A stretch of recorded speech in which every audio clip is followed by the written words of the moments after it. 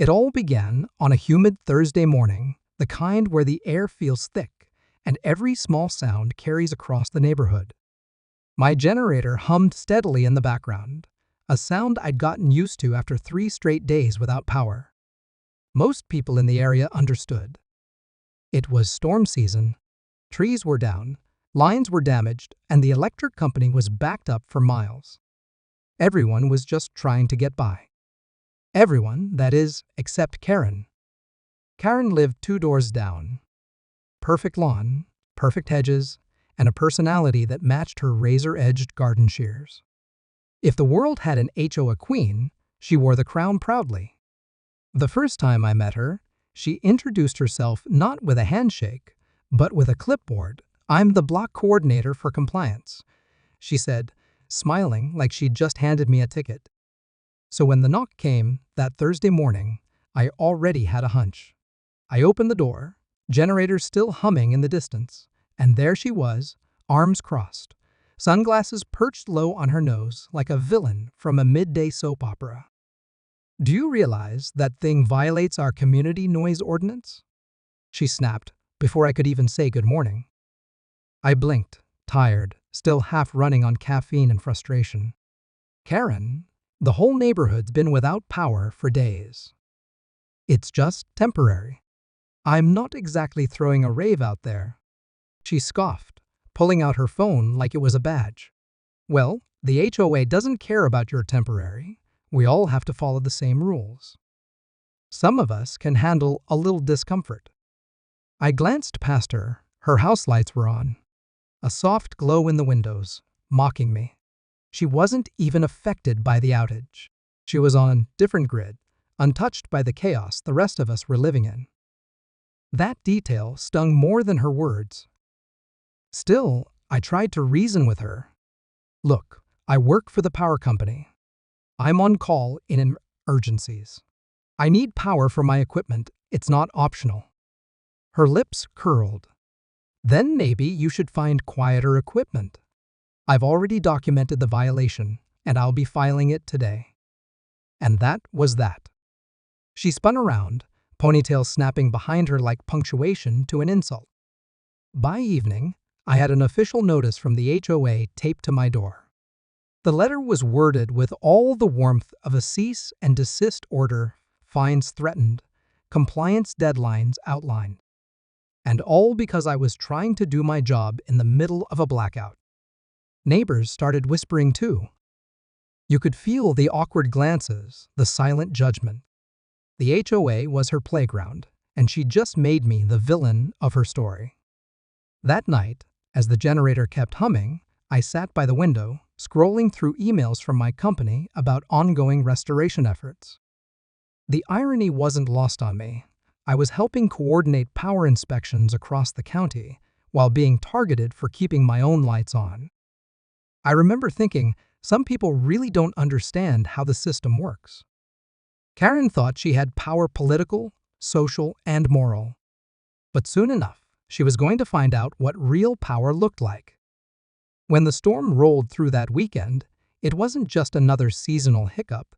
It tore through the grid like a tantrum.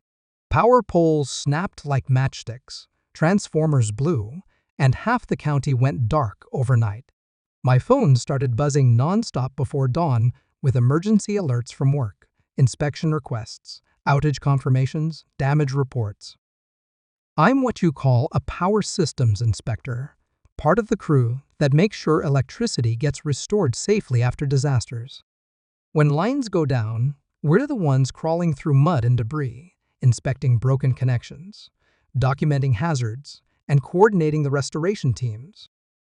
It's not glamorous, but when the lights come back on, you know your work mattered. That generator sitting in my backyard wasn't just a luxury, it was my lifeline.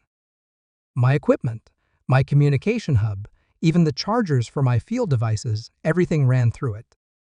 Without it, I'd be grounded, cut off from the same network I was supposed to help restore. But explaining that to someone like Karen? That was like explaining color to a brick. The truth is, my area was one of the hardest hit. We were at the end of the service line, the last to be reconnected. The repair teams prioritized hospitals, nursing homes, and downtown grids first. Out here, it could take days. By the second day without power, my fridge was a lost cause. The house was damp, and sleep was something I only remember doing. The generator kept the essentials running: a small lamp, the coffee maker, and my equipment station by the window. Nothing extravagant, just enough to stay functional. But the sound, that low, steady hum, was enough to drive Karen mad. From her spotless porch, where she sat sipping iced tea under string lights, powered by a still-working grid, she'd glare down the street like a queen surveying her kingdom. And every time the generator kicked in, I swear she twitched. I remember the night she made her first move. It was around 9 p.m., and the wind was still howling outside. I heard footsteps crunching on the wet gravel near the fence. When I looked out, I caught a flash of her phone's flashlight, aimed right at my generator. She was taking pictures. I opened the window and called out, "Everything okay out there?" She froze, then stammered something about documentation and HOA procedure. I didn't argue. I just watched as she marched off, muttering like she was the neighborhood sheriff enforcing noise discipline during a blackout. The next morning, I found out she'd emailed the HOA attaching photos and timestamps. She'd even mentioned that I was operating industrial equipment in a residential zone, which was laughable. My generator was mid-size, legal, and certified. But logic doesn't matter when ego takes the wheel. That's when it really sank in. This wasn't about noise. It was about control. Karen needed something to regulate, someone to correct. And in her mind, I was the perfect target. Still, I stayed polite.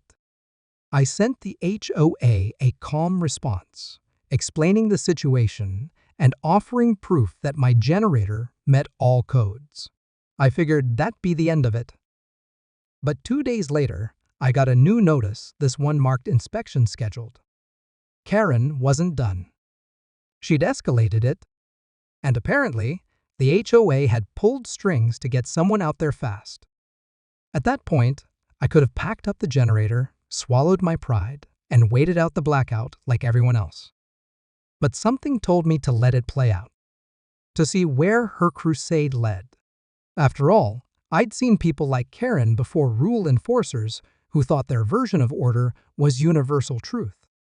They always underestimated how small their world really was. And soon, she was about to find out that the person she'd reported wasn't just another neighbor breaking a rule. He was the one who wrote the book on them. The letter arrived, folded 3 times, sealed with the HOA's official logo like it was some royal decree. The envelope even smelled faintly of perfume. Karen's, I was sure of it. The notice inside was polite, at least on the surface. An inspection has been scheduled to assess potential violations concerning unauthorized mechanical noise and equipment. It went on to list the possible fines, escalating fees, and, of course, the classic HOA threat: suspension of community privileges. I sat there at my kitchen table, reading it over twice.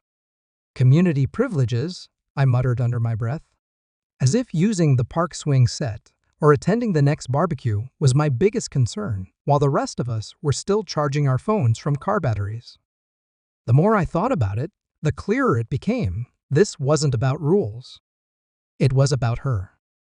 Karen didn't just file the complaint, she made sure it became a spectacle. By the next day, 3 neighbors had casually mentioned hearing about my noise violations. One even hinted that Karen had suggested I was running some kind of black market repair business from home. It was absurd, but it worked. Whisper campaigns always do in quiet suburbs. By Friday, a new email hit my inbox, a notice from the HOA board confirming that an inspection team would be visiting my property early next week. The message was signed by the president herself, a woman named Linda, who I'd only met once before at a summer block party.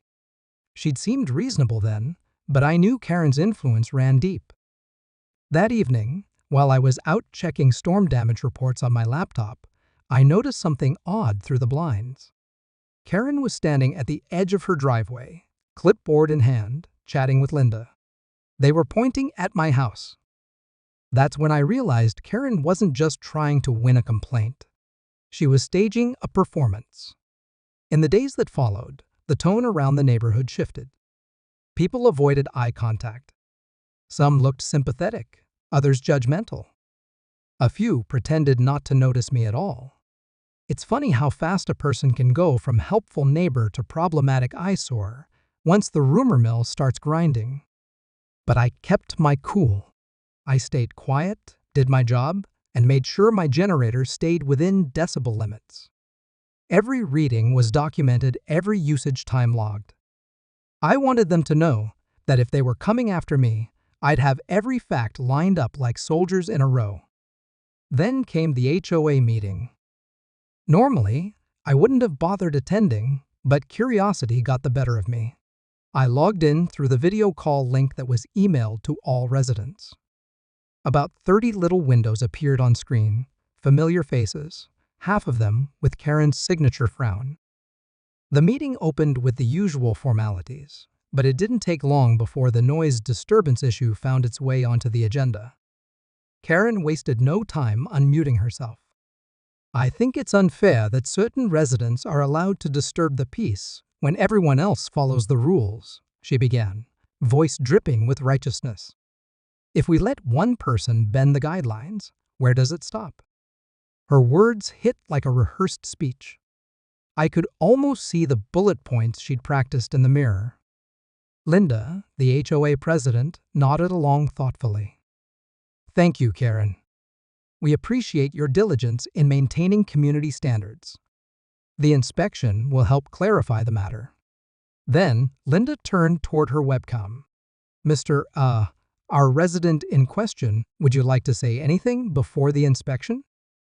I leaned closer to my screen, unmuted my mic, and kept my voice steady. I'm sure everything will be clear once your inspectors arrive. I've documented everything. And, just so you know, I work in power infrastructure. I take compliance very seriously. A few faces flickered with surprise. Karen's eyes narrowed. She wasn't expecting calm. She was expecting panic. That silence that followed was thick enough to cut through. Finally, Linda cleared her throat. Very well. The inspection stands. We'll see this resolved next week. Karen smiled, that thin, victorious curve of someone who thinks they've won before the game's even started. When the call ended, I sat there staring at my reflection in the dark laptop screen. There was no anger, just quiet amusement. Because here's what Karen didn't know: I wasn't just in power infrastructure. I was the certified state-level power inspector responsible for overseeing electrical safety compliance in 3 counties, including hers. And when the inspection team showed up next week, well, let's just say, I was going to make sure every detail was handled by the book. The morning of the inspection felt strangely calm, too calm. After days of tension, the stillness had a weight to it, like the neighborhood was holding its breath. The storm clouds had finally cleared, sunlight spilled across the soaked streets, and birds were back to singing like nothing had happened. But I knew better. Peace and quiet always meant someone, somewhere, was planning something. Right on cue, at exactly 9:00 a.m., a silver SUV with the HOA logo on its side rolled down the street. Karen was already outside waiting, hair perfectly sprayed, clipboard in hand, her smile tight and rehearsed. You'd think she was welcoming royalty, not a compliance team. I stood in my driveway, coffee mug in hand, pretending to scroll through my phone. The SUV stopped, and out stepped Linda, the HOA president, along with a man I didn't recognize. He was tall, wearing a reflective vest, and carrying a small inspection kit. The kind I'd seen 1,000 times before. Karen wasted no time. She practically rushed to meet them halfway, her voice loud enough for every neighbor within 100 feet to hear. Good morning. Thank you for coming so promptly. I know we all value a peaceful, rule-abiding community. I almost laughed. The irony was so thick, you could butter toast with it. Linda offered a polite nod, but it was clear she was letting the man in the vest take the lead. "We appreciate your cooperation," she told me as they approached. "This won't take long, just standard noise and equipment verification." "No problem at all," I said, keeping my tone calm and even. "Everything's accessible. I'll show you whatever you need." Karen hovered a few steps behind them, trying to act casual, though she was practically vibrating with anticipation. She had her phone out, pretending to check messages, but her camera was open. Recording, of course.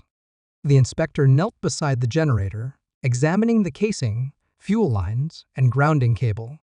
He nodded approvingly a few times, then frowned slightly at something on his clipboard. "Models compliant," he murmured. "Noise level seems within residential limits, though I'll need to run a decibel test to confirm." I could feel Karen's excitement dim, just a little. Then, as he prepared his meter, I decided to nudge the scene along. "You're checking the 72 decibel threshold, right?" I asked, casually sipping my coffee. He looked up, slightly surprised. "That's correct. Familiar with the standard?" I smiled. "Let's just say I've written a few of them." Linda blinked. "I'm sorry, written?" Before I could respond, Karen jumped in, waving her hand dismissively. "He's just being difficult. He thinks if he sounds official, we'll go easy on him. But I've done my research, that generator's way too loud for it." The inspector interrupted her gently, holding up the meter. "Actually, it's measuring at 68. Well within compliance." Karen's mouth fell slightly open. That can't be right." He shrugged. "Equipment doesn't lie, ma'am." I could see the color drain from her face. Linda cleared her throat and adjusted her clipboard, clearly unsure of what to say next. But the real twist was just beginning. Because when I asked, "Would you like to see the installation certification?" and led them inside, I made sure to leave my professional badge, the one that read State Power Compliance Division, Inspector IV, sitting on the desk beside the paperwork. The moment the inspector's eyes landed on it, his entire posture shifted. Recognition, respect. He glanced up at me, then back at the badge. "You're with the division?" I nodded, setting my coffee down. "Field and compliance. I oversee inspections like this. Not here, of course, but in neighboring counties. Figured I'd handle my own setup properly." Silence. Even the hum of the generator seemed to fade. Karen stood frozen by the doorway, colorless, eyes darting between me, the inspector, and Linda, like her brain was buffering. Linda finally exhaled. "Oh well, that explains the professionalism." "Appreciate your time," I said smoothly. "Always good to see compliance being taken seriously. I do the same in my own work." The inspector gave a nervous chuckle. "Everything here looks perfect, sir. No violations whatsoever. Actually, this might be the cleanest residential setup I've seen all week." Karen's lips parted, but no sound came out. Her confidence had evaporated. The clipboard in her hand suddenly looked more like a shield than a weapon. Linda tried to wrap things up quickly, clearly eager to escape the awkwardness. "Well, thank you for your cooperation, and thank you, Karen, for bringing this to our attention. We're always grateful for community involvement." Karen didn't reply. She just nodded stiffly and muttered something about needing to attend a phone call.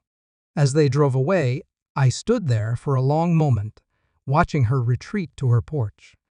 For the first time since the storm, the neighborhood was quiet, not because my generator stopped running, but because Karen finally did.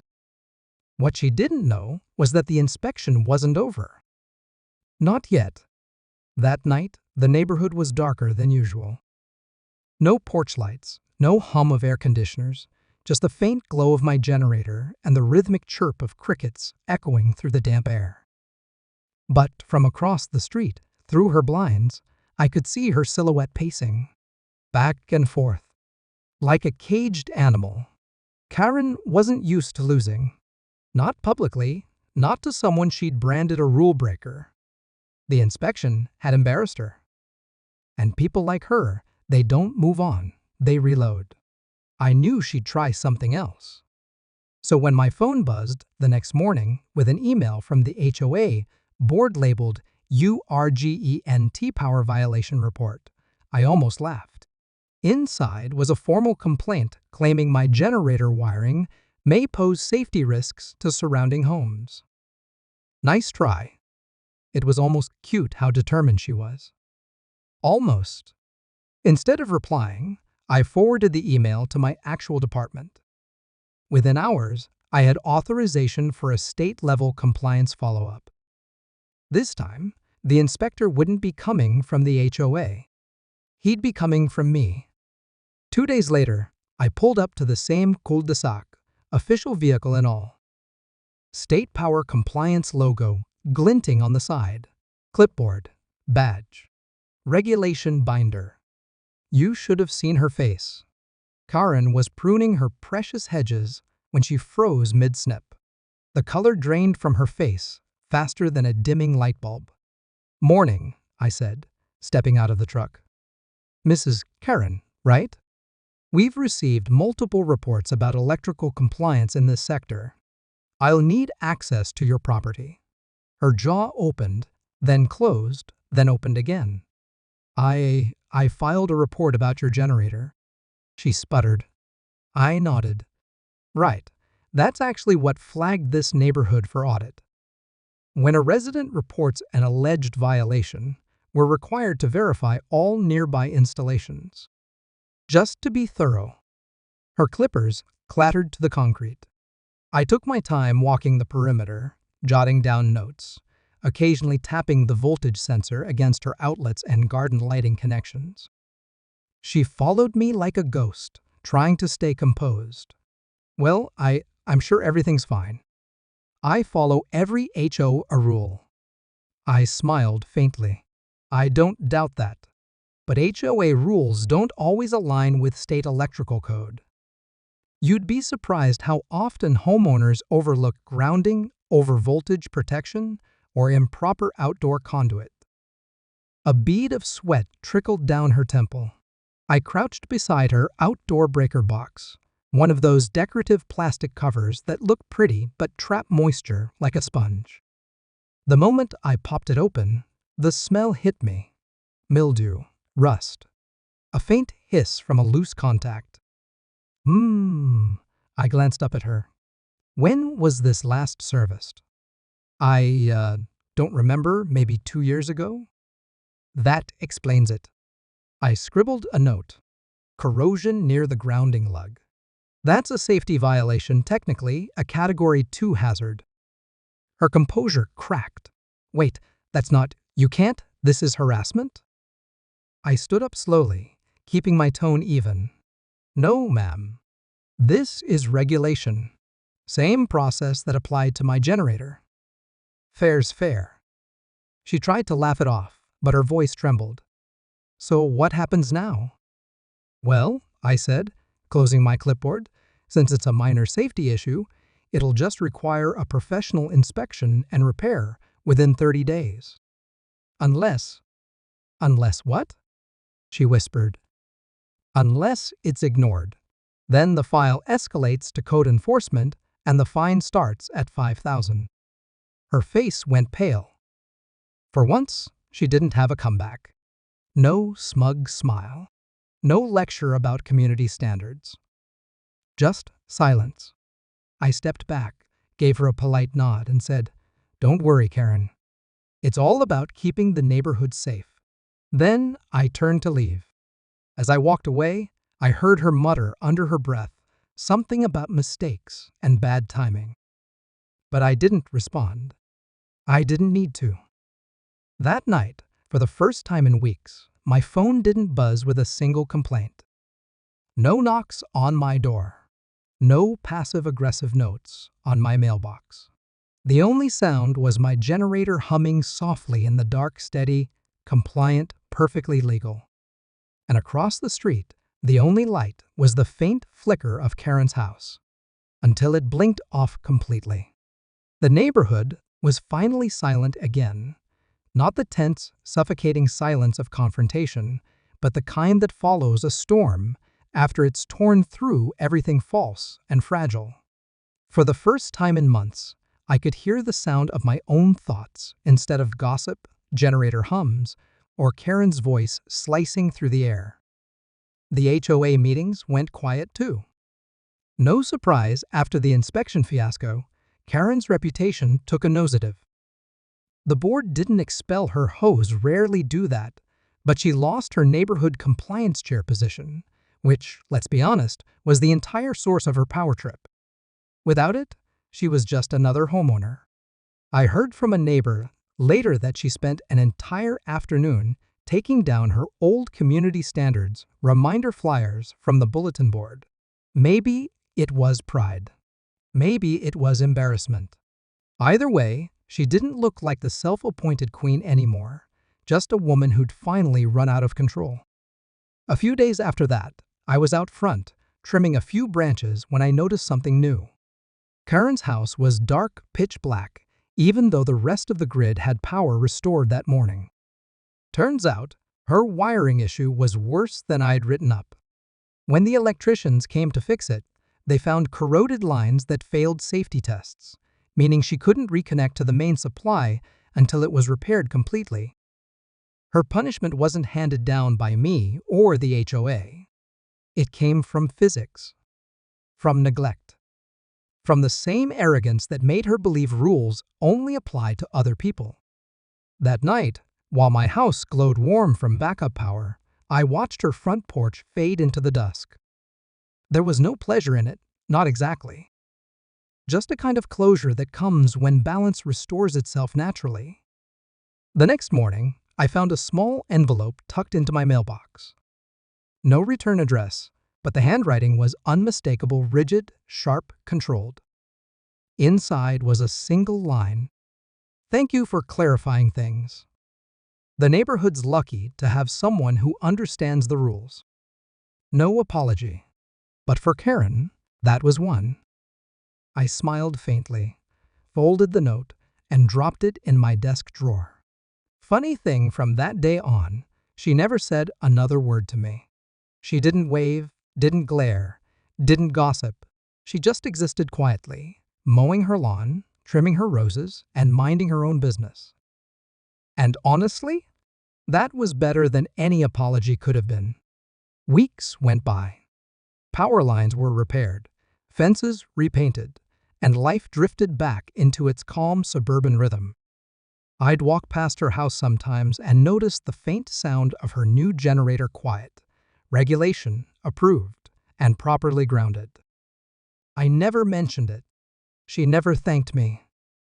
But in a way, she didn't need to. See, some people learn through kindness. Others learn through consequence. Karen, she learned through irony, the kind only fate can design. When you spend so much time policing others, you forget the rules are meant for you too. And as for me, I kept my logs, my permits, and my generator exactly as before, silent proof that knowing your ground, literally and figuratively, is the best defense against anyone trying to shake it. In the end, the hum of that generator became more than a sound. It was a reminder that power, real power, isn't about control or complaints. It's about resilience. It's about staying calm when someone else is determined to lose theirs. And most of all, it's about knowing when to flip the switch and when to let the lights go out on their own dot. It's funny how quickly people forget storms. A year later, the same cul-de-sac that once buzzed with tension and whispered drama had gone back to being exactly what it was meant to be: quiet, neat, and forgettable. The lawns were green, the mailboxes freshly painted, and the HOA newsletter was back to its old, cheerful tone about community gardening events and pet safety reminders. But if you looked closer, you'd notice small changes, the kind that only happen when a neighborhood learns something the hard way. No one complained about backup generators anymore. In fact, several houses had them installed after that blackout. The HOA even passed an amendment officially allowing them as long as they met compliance standards. I was quietly asked to advise on the draft of those rules. Karen voted in favor of the motion. It still surprises me sometimes. Not because she changed, but because she adapted. The sharp edges of her personality dulled, just enough to keep the peace. I think she realized that control isn't power, it's just noise pretending to be order. One evening, I was inspecting a transformer at the end of the street, a routine maintenance check. As I packed up my tools, Karen walked by with her dog. For a split second, I braced for one of her old passive-aggressive remarks. Instead, she stopped. "Evening," she said quietly. Her voice didn't carry that usual sharpness, just calm.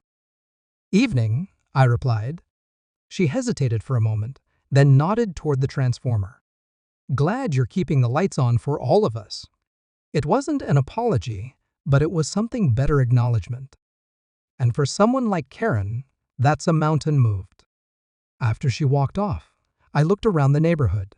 Porch lights flickered on one by one, casting soft gold halos across the driveways. The faint sound of generators hummed in the distance, quiet, efficient, within regulation. That gentle chorus of engines, once a symbol of conflict, now sounded like harmony. That's when it hit me sometimes the loudest lesson you can teach isn't through confrontation, but through consistency. By simply being right long enough that even your loudest critic can't argue anymore. A few months later, the HOA newsletter published a special feature titled, "How Prepared Power Saved Our Community." They credited the local inspection department, my department, for updating safety regulations and teaching residents proper installation procedures. Karen's name appeared at the bottom as Community Compliance Liaison. That title made me chuckle. She'd found a new way to feel important, but at least now, her energy was pointed in the right direction. Sometimes, justice isn't loud or dramatic. It's quiet, steady, and slightly ironic. The same woman who once filed noise complaints about a legal generator was now helping promote them. And as for me, well, I still live in that same house. Still have the same generator. Still have the same quiet satisfaction every time it kicks on during a storm. Because no matter how peaceful things seem, power outages always come eventually literal or metaphorical. And when they do, it's nice to know I'm ready. Karen and I don't talk much, but every now and then, when the thunder rolls and the lights flicker, I see her porch light blink on a few seconds after mine. She'll glance over, give a small nod, and disappear back inside. No words. No grudges. Just mutual understanding, the kind only shared by people who've learned what it means to truly keep the lights on. And that, I've realized, is the real end of the story. Not the confrontation, not the revenge, not even the silence afterward, but the peace that comes when power, in every sense of the word, finally finds balance. Months after that last storm, life in the neighborhood felt almost too calm. The kind of calm that makes you wonder if the wind is just catching its breath before the next wave. The power grid had held steady all season, but one night, just before winter, another blackout swept through the county. Total darkness. For a moment, I thought I was imagining it the way everything stopped mid-motion. Street lights went out. Refrigerators fell silent. The distant hum of traffic vanished into nothing. But within seconds, my backup system kicked in. The house flickered once, then filled with soft, steady light. That sound, the generator's quiet hum, was like hearing the heartbeat of safety. I glanced out the window. Across the street, Karen's porch light came on next. Then the houses beside hers. One by one, little pockets of light popped up through the cul-de-sac, like lanterns rising from a dark lake. The system I'd helped the community install after that messy year had worked. Every house that followed the new safety code stayed powered, stable, and safe. I stepped outside, coffee mug in hand, just to take it all in. The cold air bit at my face, but I didn't mind. There was a strange kind of warmth in knowing that the same neighborhood that once turned against me now stood resilient because of the lessons we all learned the hard way. Down the street, Karen was standing in her doorway, wrapped in a blanket, looking out across the glow. She caught sight of me and lifted her mug slightly, a small, almost shy salute. And I nodded back. No words. Just an unspoken understanding. We both remembered where we started and how far we'd come. Funny thing about power people think it's about control, about who gets to flip the switch. But real power? It's about endurance, about preparation, about learning that silence isn't weakness, it's readiness. That blackout only lasted an hour. When the main grid came back online, the lights across the street dimmed for a moment before sinking back with the rest of the city. I went back inside, logged the event in my maintenance records, and sat by the window for a while. Outside, the stars looked brighter than usual. The kind of brightness you only notice when everything else goes dark. And in that quiet, I realized something that stuck with me: power, in every form, has memory. It remembers the hands that built it, the patience that maintained it, and the respect that keeps it alive. Karen and I were proof of that. Two people on opposite sides of the same current, one obsessed with enforcing control, the other learning to master calm. Now the current flowed between us, balanced, mutual, grounded. The next morning, the HOA sent out a short notice. Thanks to recent preparedness measures, our neighborhood remained powered through last night's outage. Special acknowledgement to residents who followed safety compliance protocols. No names, no drama, just quiet recognition, the way real victories should be. I smiled, closed the email, and stepped outside. The world was brighter, calmer, the kind of morning where the air smells new again. Karen was in her yard, this time planting something small and green near her mailbox. She noticed me watching, gave a half smile, and said, "Looks like we finally figured out how to stay connected." I laughed softly. "Yeah, took us long enough." She nodded. "Sometimes, you've got to lose the lights to appreciate the glow." Simple words, but they landed heavier than she probably realized. Because she was right. Power isn't about who holds it, it's about who respects it. And in that quiet, perfectly ordinary moment, I knew one thing for sure. The neighborhood didn't just regain electricity that night. It regained balance. And for the first time since the storm, everything and everyone finally felt grounded again.